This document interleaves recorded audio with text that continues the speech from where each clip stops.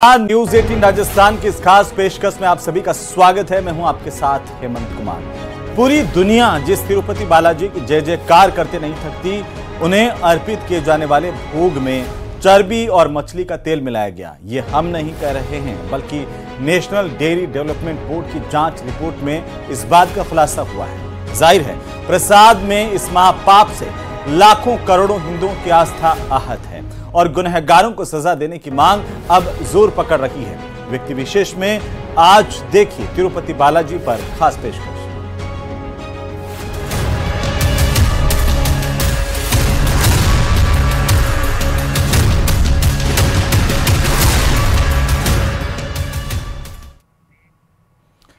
तो जिस प्रसाद को ईश्वर की साक्षात कृपा माना जाता है, जिसे भक्त अपनी हर समस्या के समाधान का वरदान मांगते हैं, उस प्रसाद को अपवित्र किया गया। भरोसा करना थोड़ा मुश्किल है, लेकिन ऐसा हुआ है। तिरुपति बालाजी के प्रसाद के अपवित्र होने से मचा हाहाकार थमने का नाम नहीं ले रहा। देश का सियासी पारा इसके साथ ही बढ़ा हुआ है और साथ ही साथ ये मामला अदालत तक पहुंच गया है। यह खास रिपोर्ट देखिए।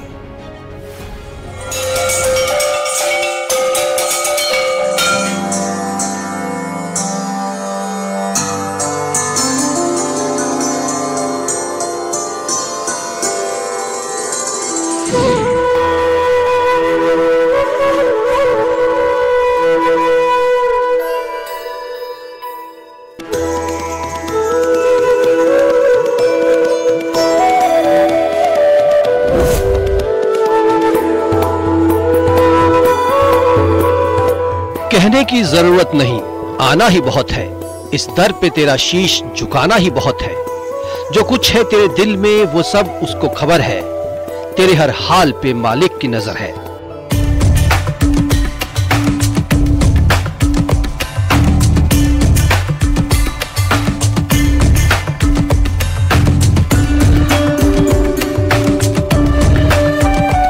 जिसकी उपस्थिति आश्वस्त कर जाए, जिसकी एक झलक जीवन को पूर्णता के एहसास से भर दे, उसे भला शब्दों में कैसे अभिव्यक्त किया जा सकता है। तिरुमला की पहाड़ी पर विराजमान भगवान अपने भक्तों में जीवन की संजीवनी का संचार करते हैं। तभी यहाँ दुनिया के कोने कोने से भक्त खींचे चले आते हैं। मंदिर में हर दिन 82,000 श्रद्धालु दर्शन करने आते हैं। हर साल करीब 3 करोड़ श्रद्धालु दर्शन करने पहुंचते हैं।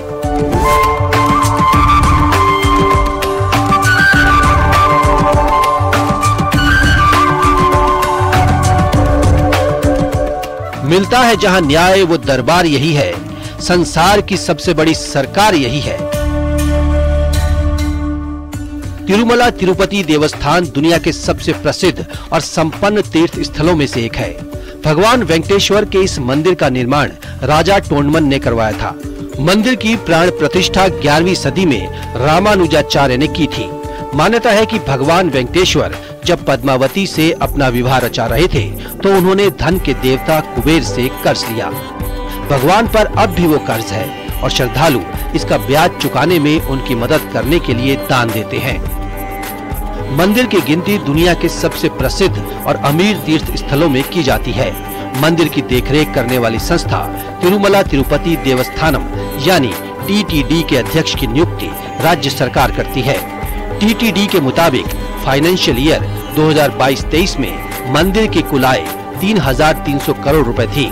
हुंडी से आय करीब 1,200 करोड़ रुपए थी। सोने और आभूषणों का दान करीब 3,000 किलो है। लड्डू प्रसादम की बिक्री से आय करीब 400 करोड़ रुपए की हुई। निवेश आय करीब 750 करोड़ रुपए हुई। तिरुमला मंदिर को हर साल लगभग 1 टन सोना दान में मिलता है।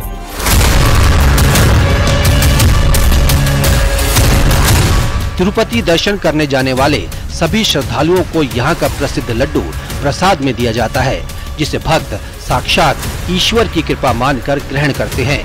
लेकिन जब से मंदिर में मिलने वाले लड्डू में मिलावट की बात सामने आई है, लाखों करोड़ों सनातनियों की आस्था आहत हुई है।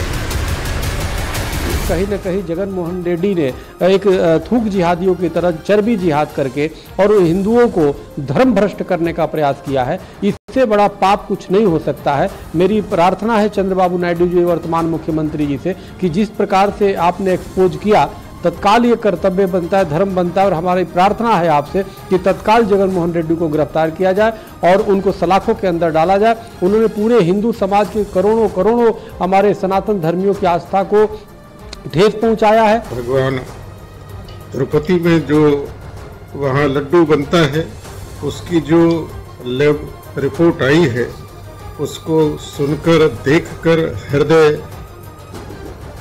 आज बहुत द्रवित है, बहुत आक्रोश भी है और कहीं ना कहीं गहरा दुख है कि मैं तो कहता हूँ कि जो तिरुपति स्थानम बोर्ड बना है वो तत्काल भंग होना चाहिए। मैं भारत के राष्ट्रपति और प्रधानमंत्री से ये मांग करता हूँ। मैं पंचदश नाम जूना अखाड़े का वरिष्ठ महामंडलेश्वर स्वामी यतीन्द्रानंद गिरी ये मांग करता है कि उन पर और उनको मृत्यु दंड देना चाहिए। कुछ दिनों से भक्त लड्डू का स्वाद बदलने की बात कर रहे थे, जिस पर टीटीडी ने एक स्पेशल कमेटी बनाई। कमेटी ने लड्डू के ओरिजिनल टेस्ट को वापस लाने के लिए कई सुझाव दिए। एक सुझाव ये भी था कि लड्डू के स्वाद में घी की महत्वपूर्ण भूमिका होती है। 9 जुलाई को घी के सैंपल को गुजरात के आणंद स्थित नेशनल डेयरी डेवलपमेंट बोर्ड की लैब में भेजा गया। नेशनल डेयरी डेवलपमेंट बोर्ड ने लड्डू में चर्बी और बीफ मिले होने की पुष्टि की। बोर्ड की रिपोर्ट के अनुसार तिरुपति मंदिर का लड्डू बनाने में मछली का तेल, बीफ और चर्बी का इस्तेमाल किया गया है। चौंकाने वाली बात यह है कि प्रसाद के तौर पर इन लड्डुओं का वितरण न सिर्फ श्रद्धालुओं के बीच किया गया, बल्कि भगवान को भी अर्पित किया गया। धर्म सनातन है, सनातन को मानने वाले करोड़ों लोग हैं, और मैं कहना चाहता हूं कि ये मिलावट प्रसाद में नहीं है, करोड़ों लोगों की आस्था में की गई है। दूसरा, क्या कमेटियों के अंदर किसी अन्य धर्म के व्यक्ति का होना जरूरी है, उचित है, जिसे न सनातन के धर्म के विषय में पता, न सनातन के मर्म के विषय में पता, न सनातन के कर्म के विषय में पता, वो व्यक्ति बैठा है कमेटी में? क्यों भाई? और रही बात इस पर कार्रवाई की, तो मैं कहता हूं ऐसी हो जिससे नजीर पैदा हो। कम से कम लोग सनातन के विषय में बोलने की छोड़िए, प्रसाद तो बहुत बड़ी बात है, बोलने में आत्मा कांपे। क्यों किसी के विरोध में बोलना? क्या कोई सनातन किसी के विरोध में बोल रहा है? कोई सन्यासी किसी के विरोध में बोल रहा है? जब सनातन इतना मार्मिक और सहिष्णु होने के बाद कभी चींटी तक नहीं मारता, उसके विरोध में आप लोग क्या क्या कर रहे हैं? मतलब आप कम से कम उसको, उससे डरिए, उसका खौफ खाइए, वरना एक दिन वो भी आएगा कि परमात्मा को जवाब तो सबको देना है दादा।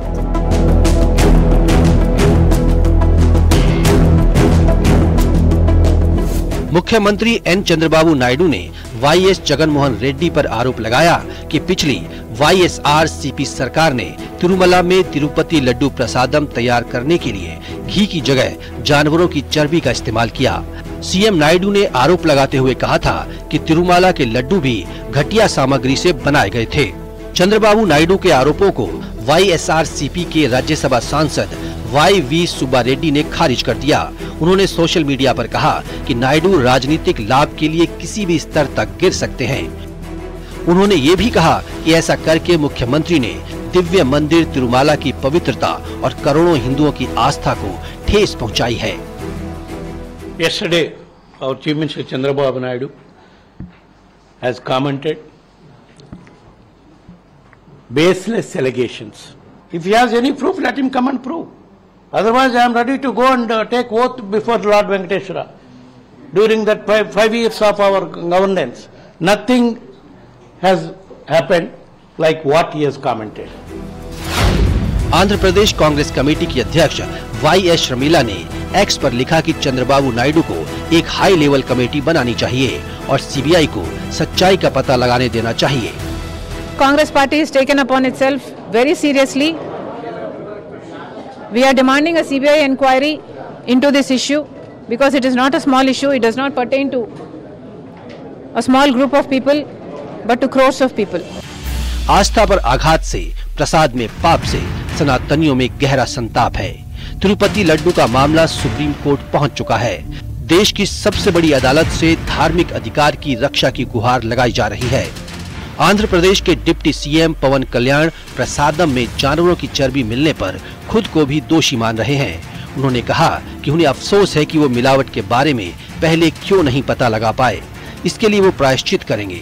पवन ने कहा कि वो 11 दिनों का उपवास करेंगे। मैं एक बड़ी जिम्मेदारी से बात कहूं मनोज जी, फिर अपनी बात को समाप्त कर दूंगा।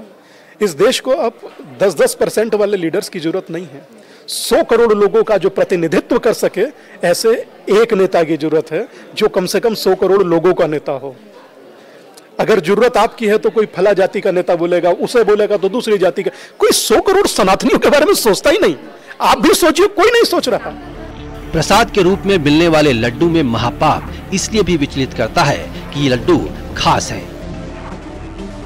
इनका इतिहास 300 साल पुराना है। खास बात यह है कि ये कई दिनों तक खराब नहीं होते। इसकी कीमत भी बहुत वाजिब रखी जाती है।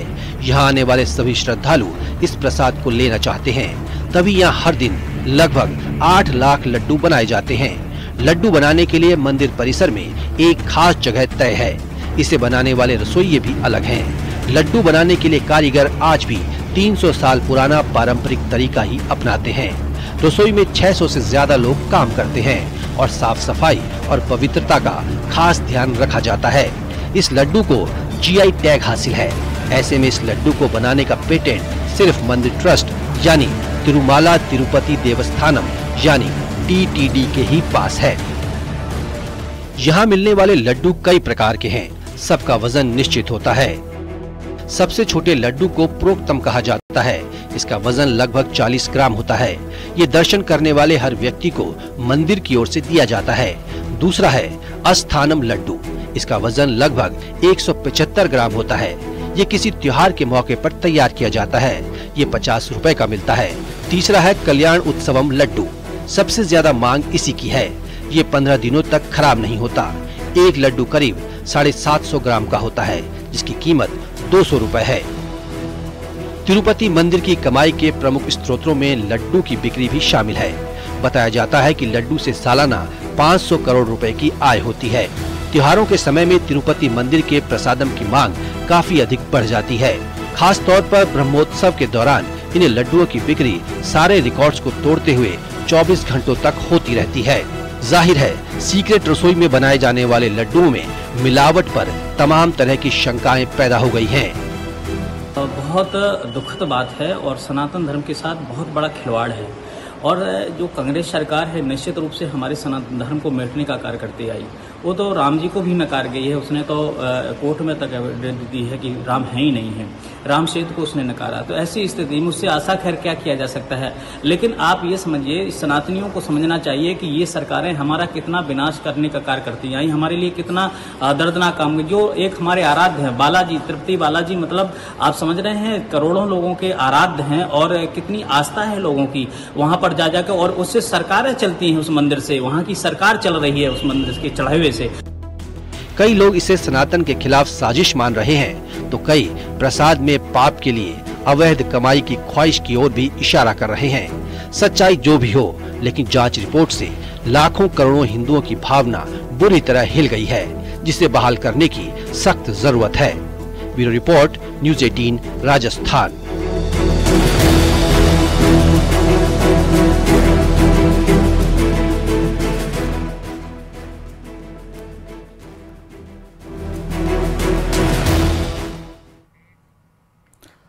तो यूं तो देश में कई चमत्कारिक और रहस्यमयी मंदिर हैं, लेकिन आंध्र प्रदेश के तिरुमला पर्वत पर विराजमान तिरुपति बालाजी का मंदिर रहस्यों से भरा हुआ है। आस्था, प्रेम और चमत्कार की वजह से यहाँ दुनिया भर से कोने कोने से श्रद्धालु उमड़ते हैं, आते हैं, भगवान के दर्शन करते हैं और अपने जीवन को लेकर के कामना करते हैं। तिरुपति बालाजी का रहस्य लोग वैज्ञानिकों को भी हैरान करता है। आखिर कैसे, इस रिपोर्ट में देखिए।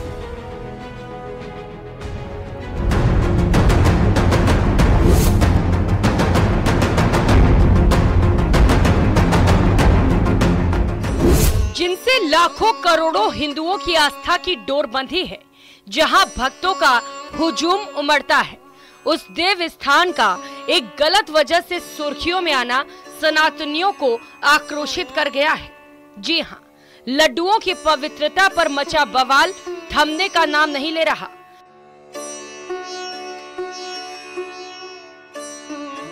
बवाल के बीच तिरुमाला तिरुपति देवस्थानम यानी कि TTD ने कहा कि प्रसादम अब पूरी तरह से शुद्ध और पवित्र है। टीटीडी के कार्यकारी अधिकारी ने घी में जानवरों की चर्बी इस्तेमाल होने की बात मानी है। इस बीच गुनहगारों के खिलाफ कार्रवाई की मांग जोर शोर से उठने लगी है। ये मात्र भारत में सनातन के साथ ही हो सकता है, क्योंकि अन्य किसी के विषय में कहने में आदमी को साहस जुटाना पड़ता है। ये एक मात्र सनातन है जिसे कुछ भी बोलिए और बैकडोर से निकल जाइए। यही आज तक होता आया और यही आज हो भी रहा है। आप सोचिए कि जिसका पहला दर्शन विश्व रूप है, जिस वेंकटेश का पहला दर्शन ही विश्व रूप है, विश्व के कल्याण की कामना के साथ जो प्रातःकाल करोड़ों लोगों को दर्शन देते हैं, उनके प्रसाद में मिलावट होना, मैं समझता हूं कि ये देवद्रोह है। धर्म सनातन है, सनातन को मानने वाले करोड़ों लोग हैं और मैं कहना चाहता हूं कि ये मिलावट प्रसाद में नहीं है, करोड़ों लोगों की आस्था में की गई है। दूसरा, क्या कमेटियों के अंदर किसी अन्य धर्म के व्यक्ति का होना जरूरी है, उचित है, जिसे न सनातन के धर्म के विषय में पता, न सनातन के मर्म के विषय में पता, न सनातन के कर्म के विषय में पता, वो व्यक्ति बैठा है कमेटी में? क्यों भाई? ये संभव है कहीं और? How can be possible? भगवान के भक्त ये तथ्य पचा नहीं पा रहे कि कलयुग के भगवान के साथ ऐसा कैसे किया जा सकता है। मान्यता है कि तिरुपति बालाजी भगवान विष्णु के अवतार हैं। कहा जाता है कलयुग में जब तक भगवान वेंकटेश्वर रहेंगे तब तक कलयुग का अंत नहीं हो सकता। माना जाता है कि इस धाम में भक्तों की सभी अधूरी इच्छाओं की पूर्ति होती है, उनके जीवन की सारी बाधाएं नष्ट होती हैं। रहस्यों से भरा तिरुपति बालाजी मंदिर वैज्ञानिकों को भी हैरान करता है। अद्भुत है तिरुपति बालाजी के चमत्कार। मंदिर में विराजमान भगवान वेंकटेश्वर की प्रतिमा को अलौकिक और जीवंत माना जाता है। वेंकटेश्वर को उनकी प्रभावशाली और बंद आंखों के लिए जाना जाता है। कहा जाता है कि भक्त अपने आराध्य भगवान वेंकटेश्वर की आंखों में सीधा नहीं देख सकते, क्योंकि उनकी आंखें ब्रह्मांडीय ऊर्जा से परे हैं। इसी वजह से उनकी आंखों को मुखौटे से ढक दिया जाता है। सिर्फ गुरुवार के दिन भगवान वेंकटेश्वर की आंखों से सफेद मुखौटा बदला जाता है। उसी समय भक्त पल भर के लिए भगवान वेंकटेश्वर की आंखों का दर्शन कर सकते हैं। कहा जाता है कि भगवान वेंकटेश्वर की मूर्ति पर लगे बाल असली हैं। ये कभी उलझते नहीं हैं और हमेशा मुलायम रहते हैं। मान्यता है कि ऐसा इसीलिए क्योंकि यहाँ भगवान खुद विराजते हैं। यहाँ जाने वाले बताते हैं भगवान वेंकटेश्वर की मूर्ति पर कान लगाकर सुनने पर समुद्र की लहरों की ध्वनि सुनाई देती है। यही कारण है कि मंदिर में मूर्ति हमेशा नम रहती है। मंदिर में मुख्य द्वार पर दरवाजे के दाईं ओर एक छड़ी है। कहा जाता है कि बाल्यावस्था में इसी छड़ी से भगवान बालाजी की पिटाई की गई थी। पिटाई से भगवान की ठुड्डी पर चोट लग गई थी। शुक्रवार को भगवान की ठुड्डी पर चंदन का लेप लगाया जाता है। भगवान बालाजी के मंदिर में एक दिया सदैव जलता रहता है। खास बात यह है कि इस दिए में न तेल डाला जाता है और न घी। कोई नहीं जानता कि वर्षों से जल रहे इस दीपक को कब और किसने जलाया था। जब आप भगवान बालाजी के गर्भगृह में जाकर देखेंगे तो पाएंगे कि मूर्ति गर्भगृह के मध्य में स्थित है। वहीं जब गर्भगृह से बाहर आकर देखेंगे तो लगेगा कि मूर्ति दाईं ओर स्थित है।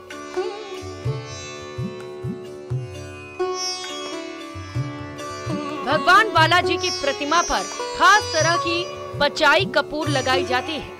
वैज्ञानिक मत है कि पचाई कपूर को किसी पत्थर पर लगाया जाता है तो वो कुछ समय के बाद ही चटक जाता है, लेकिन भगवान की प्रतिमा पर पचाई कपूर का कोई असर नहीं होता। भगवान बालाजी के हृदय में माँ लक्ष्मी विराजमान रहती हैं। माता की मौजूदगी का पता तब चलता है जब हर गुरुवार को बालाजी का पूरा श्रृंगार उतारकर उन्हें स्नान करवाकर चंदन का लेप लगाया जाता है। जब चंदन लेप हटाया जाता है तो हृदय पर लगे चंदन में देवी लक्ष्मी की छवि उभर आती है। भगवान की प्रतिमा को प्रतिदिन नीचे धोती और ऊपर साड़ी से सजाया जाता है। मान्यता है कि बालाजी में ही माता लक्ष्मी का रूप समाहित है, इसी कारण ऐसा किया जाता है। मूर्ति को आता है पसीना। वैसे तो भगवान बालाजी की प्रतिमा को एक विशेष प्रकार के चिकने पत्थर से बनाया गया है, मगर ये पूरी तरह से जीवंत लगती है।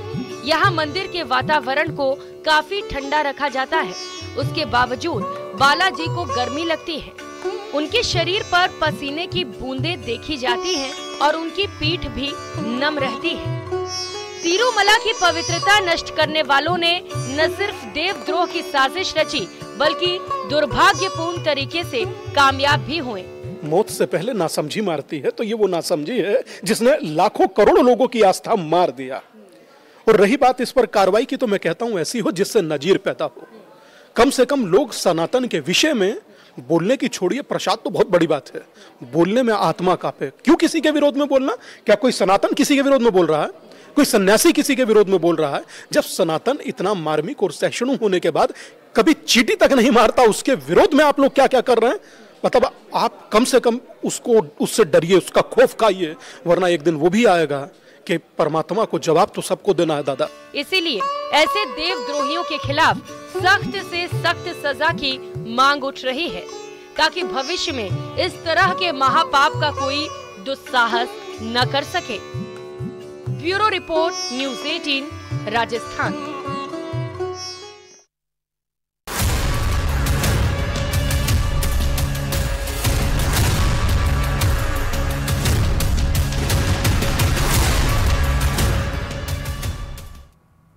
तो आज व्यक्ति विशेष में हमने दिखाया तिरुपति बालाजी मंदिर की आस्था से लगा करके प्रसाद में किस तरीके से महापाप किया गया।